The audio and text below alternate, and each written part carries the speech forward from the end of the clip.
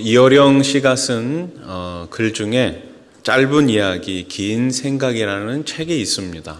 이 책에 보면 이런 이야기가 나옵니다. 한 시인이 한국에는 그레도라는 섬이 있다고 우깁니다. 여러분, 그레도라는 섬이 있을까요? 우리나라에 있는 섬이 3,358개입니다. 별로 놀라질 않으시네요. 3,358개 중에 그레도라는 이름의 섬은 없습니다. 그런데도 시인은 이렇게 말합니다. 불행한 일이 있을 때, 살기 힘들 때, 절망할 때 자신의 꿈과 소망이 산산조각이 나도 새로운 긍정을 만드는 섬이 있습니다. 그것은 그레도라는 섬입니다. 가난하고 어렵고 험한 역사 속에서도 그레도라는 섬 덕택에 시련을 이겨온 대한민국입니다. 일제강점기라는 참혹한 시대가 있었습니다. 그래도 해방이 왔습니다. 한국전쟁이라는 민족의 비극이 있었습니다. 그래도 자유가 왔습니다. 먹고 살기 힘든 시절이 있었죠. 그래도 지금은 1인당 GDP 3만 달러 이상이 되는 세계 경제대국 중에 8위를 기록하고 있는 나라가 대한민국입니다. 2022년 새해가 밝은 지 어느덧 20여일이 지나가고 있습니다. 지금 우리에게 필요한 그레도는 무엇일까요? 오늘 우리 성도들에게 필요한 그레도는 무엇일까요? 예레미야 14장 9절 말씀을 한번 보십시오. 여호와여, 주는 그래도 우리 가운데 계시고 우리는 주의 이름으로 일컬음을 받는 자이오니 우리를 버리지 마옵소서. 아멘. 그렇습니다. 그래도 우리 가운데 계신 하나님을 바라보시기 바랍니다. 그래도 우리는 주의 백성입니다. 그래도 우리는 주의 자녀임을 기억하시고 오늘도 우리를 위로해 주시는 하나님의 말씀으로 충만하시기를 먼저 주님의 이름으로 축복합니다. 우리가 신앙생활을 하다 보면 의문이 생깁니다. 많은 의문이 들 수도 있는데 그 중에 대표적인 의문이 이런 거예요. 성경을 보면 하나님이 우리 기도를 다 들어주실 것 같은데 실제로는 그렇지가 않다라는 것이죠. 아무리 기도해도 문제는 그대로인 경우가 있고 아무리 매달려도 하나님은 잠잠하실 때가 많습니다. 내 마음은 이렇게 간절한데 왜 내 문제는 그대로인가? 하나님께 야속한 마음이 들 때도 있죠. 하지만 이때도 우리가 기억해야 하는 것은 하나님은 그 자녀들의 기도에 반드시 응답하신다는 사실입니다. 우리 하나님은 지금도 우리의 기도를 듣고 계시고 응답해 주시는 줄로 믿습니다. 지난주 한 집사님 댁에 신방을 갔어요. 이 집사님 이제 새해를 맞이해가지고 이제 저를 이제 초대해 주셨는데 가서 이제 예배를 드리는데 이 집사님 댁에 한 가지 기도 제목이 있었습니다. 이 집 문제가 빨리 해결이 돼야 되는데 이게 잘 해결이 안 되는 거예요. 그러다가 우리 중보기도팀에 이 기도 제목을 올리신 거죠. 제가 가서 여쭤봤어요. 집사님, 어떻게 집 문제가 잘 해결이 되셨나요? 이렇게 여쭤보니까 집사님께서 이렇게 말씀하시더라고요. 목사님, 중보기도팀에 기도 제목을 올렸는데 그 다음날 바로 응답이 왔습니다. 이렇게 말씀하시더라고요. 여러분, 기도의 힘은 강력합니다. 특별히 중보기도의 힘은 강력한 줄로 믿으시기 바랍니다. 우리 교회가 중보기도를 통해 하나님 살아계심을 매일매일 경험할 수 있기를 소원합니다. 또한 특별히 우리 중보기도팀 52분, 52명의 우리 중보기도팀을 위해서도 여러분들 기억나실 때마다 많이 기도해 주시기 바랍니다. 하나님이 우리들에게 응답해 주시는 방법에는 두 가지가 있습니다. 먼저는 우리가 기도한 대로 들어주시는 거예요. 내가 요구한 대로, 내가 생각한 대로, 내가 바라던 대로 하나님께서 우리의 필요를 공급해 주시는 그런 기도 응답이 있습니다. 또 다른 방법이 있죠. 하나님은 우리가 원하는 것을 들어주시는 대신에 더 가치 있고 더 높은 곳에 눈을 돌리게 하십니다. 우리들에게 필요한 것을 주셨어요. 거기서 멈추는 것이 아니라 그것을 통해서 더 의미 있고 더 가치 있고 더 하나님께 영광을 올려드릴 수 있는 곳으로 우리의 눈을 바꾸시는 거예요. 바울은 우리보다 은사도 더 많이 받은 사람이고 기도하는 것마다 응답을 경험한 사람이죠. 뿐만 아니라 수많은 기적도 행한 능력의 사도였습니다. 그러나 사도 바울만큼 다양한 고난을 받았던 사람도 없습니다. 고린도서 4장을 보면 그의 삶이 얼마나 고난의 연속이었는지 우리들에게 소개해주고 있습니다. 고린도서 4장 8절로 9절 말씀을 우리 한번 같이 읽겠습니다. 시작. 우리가 사방으로 교쌈을 당하여도 쌓이지 아니하며 답답한 일을 당하여도 낙심하지 아니하며 박해를 받아도 버림받지 아니하며 거꾸러뜨림을 당하여도 망하지 아니하고. 아멘. 지금 사도 바울은 어떻게 고백하고 있습니까? 내가 받았던 그 수많은 고난들을 하나하나 열거하면서 나는 우겨쌈을 많이 당했다. 나에겐 수많은 답답한 일들이 있었다. 그리고 나를 향해 수많은 박해들이 있었고 나를 계속해서 넘어뜨리려고 했다. 이렇게 묘사하고 있습니다. 그는 돌에 맞고 매도 맞았으며 여러 차례 감옥에도 갇히게 되었죠. 마치 인생이 망한 사람처럼 보였습니다. 누가 보더라도 사도 바울의 인생은 망한 것 같지 않습니까? 우린 이렇게 생각할 수 있습니다. 바울은 하나님이 사랑하는 사람이고 귀하게 사용하는 종이니까 절대로 고난 같은 것은 안 당할 거야. 이렇게 생각할 수 있습니다. 그런데 하나님은 바울에게 너무나 힘든 어려움을 겪게 하셨습니다. 우리도 마찬가지입니다. 아무리 기도해도 문제는 그대로 남아있고 아무리 매달려도 고통은 제거되지 않습니다. 그렇다면 성경 말씀은 다 거짓일까요? 우리가 가지고 있는 믿음은 가짜일까요? 아닙니다. 그렇지 않습니다. 문제 해결이 안 되었다고 해서 하나님께서 지금 방관하시는 것이 아닙니다. 내 기도가 응답받지 못했다고 해서 잘못 기도를 드린 것도 아닙니다.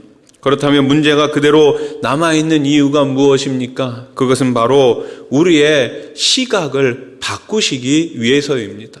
우리가 보는 것을 바꾸시기 위해서 문제를 여전히 남겨두고 있다라는 것입니다. 예수를 믿고 나면 달라지는 게 많지만 진짜 바뀌는 것이 하나 있습니다. 그것이 무엇이에요? 바로 우리들의 시각입니다. 예수님을 믿는 순간 하나님은 우리들의 관점을 바꾸어 주십니다. 그래서 세상이 보는 시각과 다른 시각으로 모든 것들을 보게 하십니다.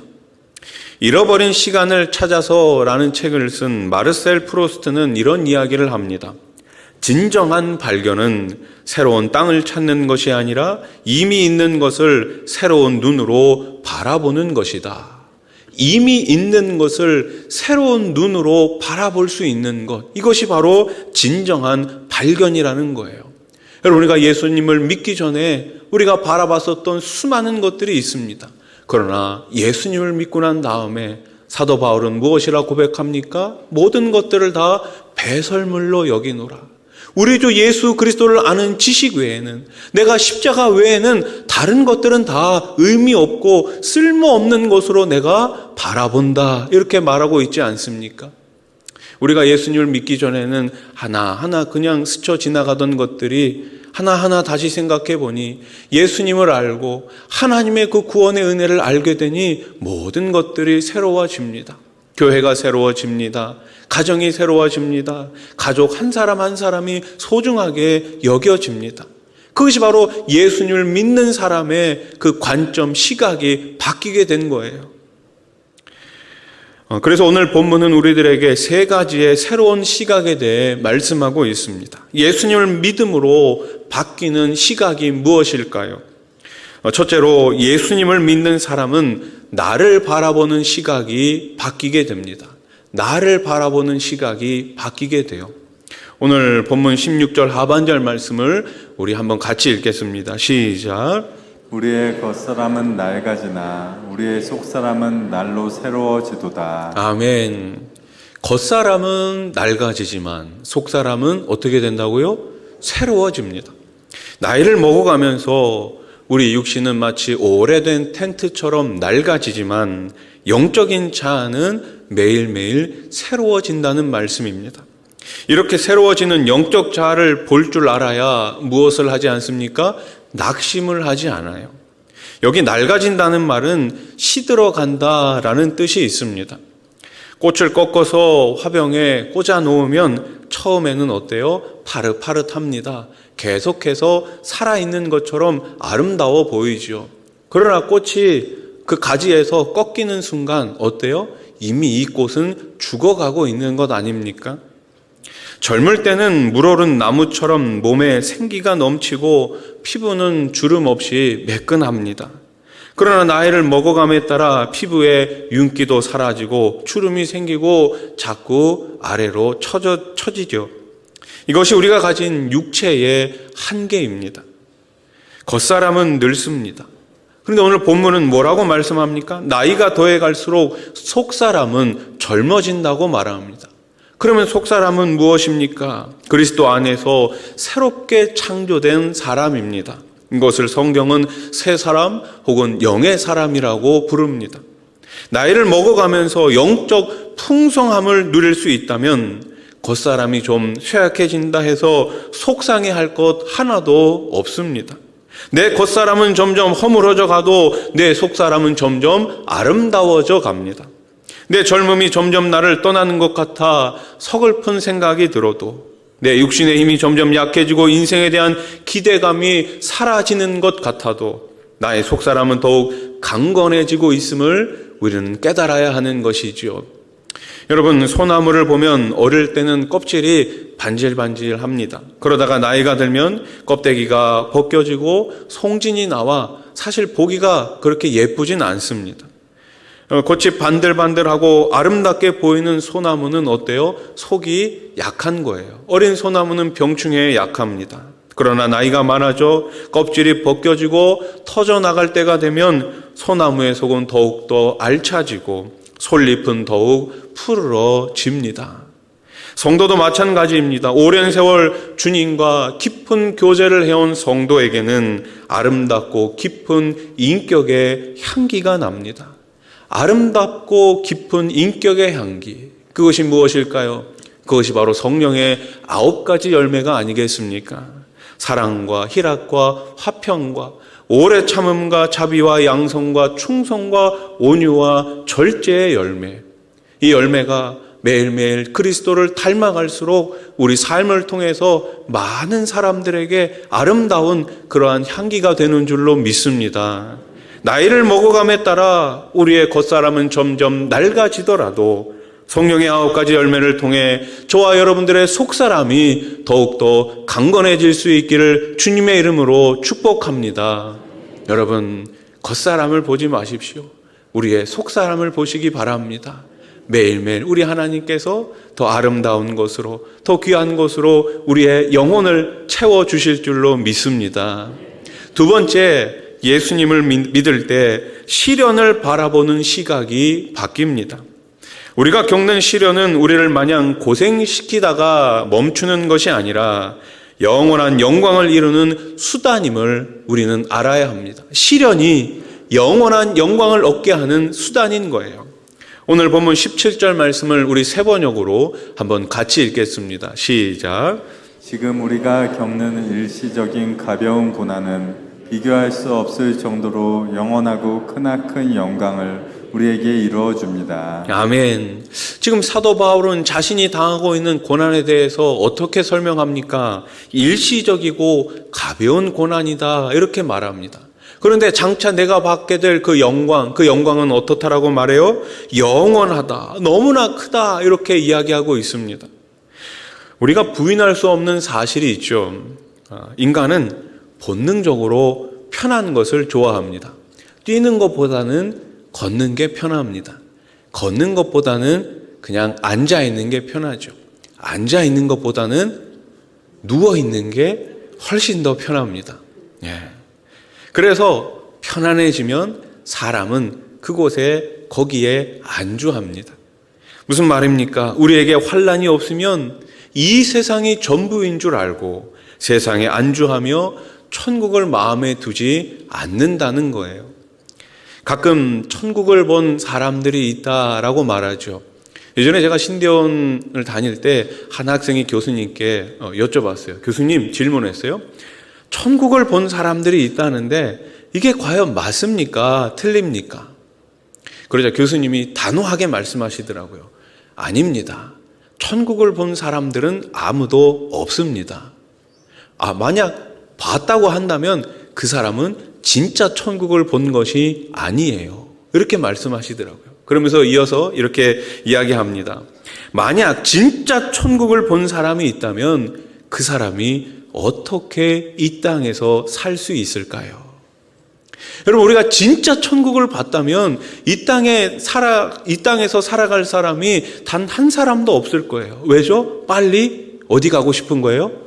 천국 가고 싶은 것 아니겠습니까?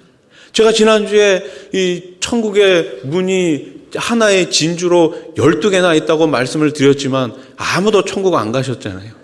네.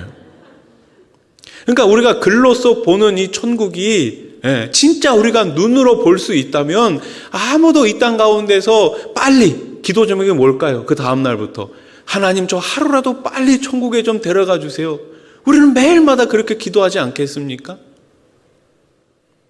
지금 나에게 찾아온 시련에 시선을 집중할 때 우리는 넘어질 수 있습니다.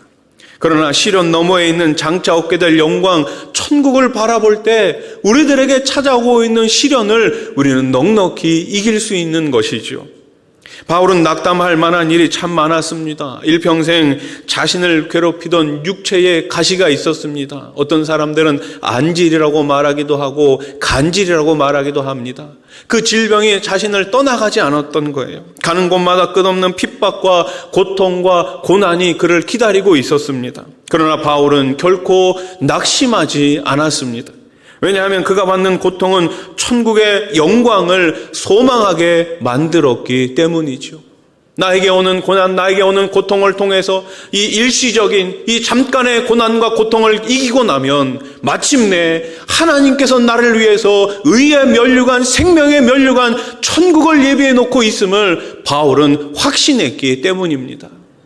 이 세상에 가벼운 환난은 어디에도 없죠. 바울이 당했던 고난이 어찌 가벼운 것이었겠습니까? 매우 무겁고 견디기 힘든 것들이었습니다. 그러나 바울이 고난이 일시적이고 가볍다고 한 이유는 그 마음속에 영원한 천국의 영광이 있었기 때문입니다. 그랬더니 현재 당하는 고통이 아무것도 아니고 금방 지나가는 것임을 깨닫게 된 것이죠. 그래서 바울은 환난 앞에서도 낙심하지 않았습니다. 밀레가 그린 만종이라는 그림이 있습니다. 아마 많은 분들이 한 번쯤 보셨을 그림인데요. 두 농부가 하루일을 마치고 경건하게 머리 숙여 기도하는 모습입니다. 기도하는 모습만으로는 이 그림의 진짜 의미를 발견하기란 어렵습니다. 그러나 두 사람 말고 그 뒷배경을 한번 보십시오. 붉게 물들어 있는 저녁 하늘, 추수 중인 넓은 들판, 그리고 일하다가 잠시 놓아둔 기구들을 보며 우리는 이 농부들이 어떤 기도를 드렸을까 상상할 수 있습니다. 마치 이런 기도를 드리지 않았을까요? 오늘 하루 일할 수 있음에 감사드립니다. 오늘 하루 일하고 나서 이만큼의 양식을 주시니 감사합니다. 비록 올해는 우리가 힘들고 어려웠지만 다가오는 내년에는 우리 하나님께서 더 큰 은혜를 주실 줄로 감사하며 기도하지 않았을까요? 여러분, 만약 이 세상이 전부라면, 지금이 전부라면 우리가 살아가면서 당하는 고통이 얼마나 견디기 힘들겠습니까? 그러나 그리스도인에게는 확실한 미래의 소망이 있습니다. 그래서 고통을 바라보는 시각이 다를 수밖에 없죠. 시련 앞에서 낙심하지 마십시오. 시련의 시간은 그다지 길지 않습니다. 시련의 시간 속에서 여러분의 마음을 천국의 영광과 기쁨으로 가득 채우실 수 있기를 축복합니다. 마지막 셋째로, 예수를 믿으면 보이지 않는 것을 볼 수 있게 됩니다. 예수님을 믿는 순간 보이지 않았던 것들이 보여지게 되는 거예요. 오늘 본문 18절 말씀을 영어 성경은 이렇게 번역하죠. 한번 같이 읽어볼까요? 시작.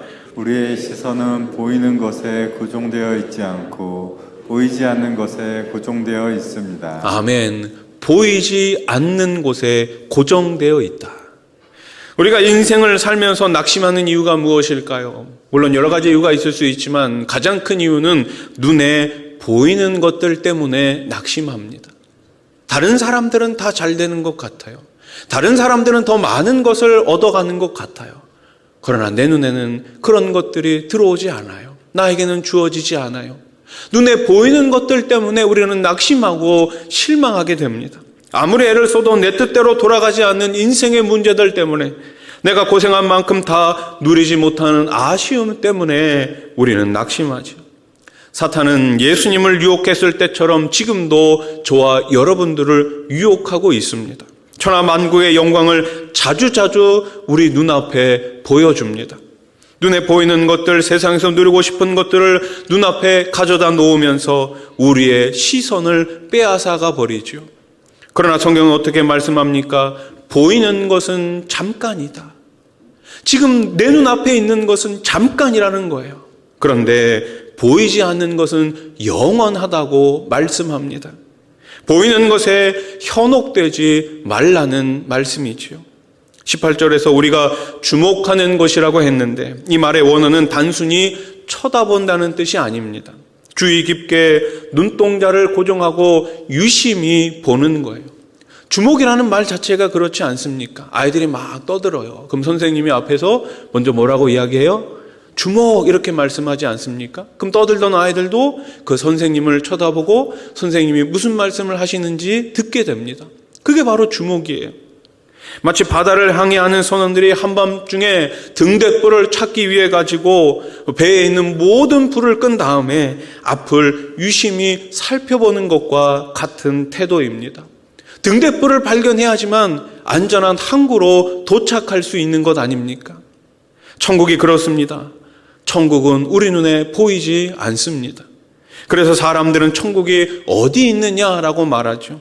하지만 현실 세계에서 보이지 않는 것, 영원한 천국을 보려면 어떻게 해야 합니까? 믿음의 눈을 예리하게 뜨고 주변에 현란하게 움직이는 현실의 빛들을 차단하고 유심히 살펴야 합니다. 마음의 눈을 열고 주의 깊게 보아야 합니다. 그때 세상에 어떤 것과도 비교할 수 없는 영광이 나를 위해 기다리고 있음을 우리는 알게 됩니다.